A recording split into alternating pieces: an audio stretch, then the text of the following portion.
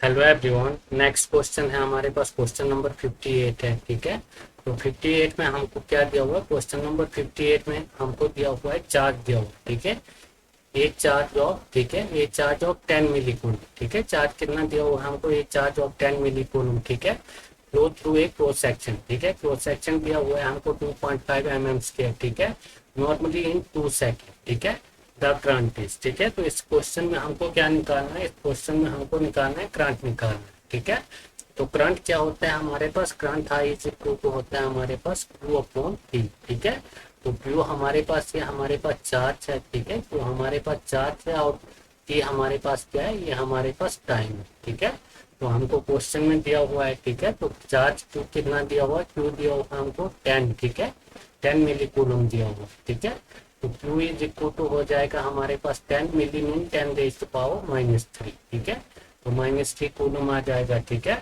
और हमको करंट, ठीक है, करंट हाई कितना दिया हुआ है? करंट हाई दिया हुआ है हमको 2।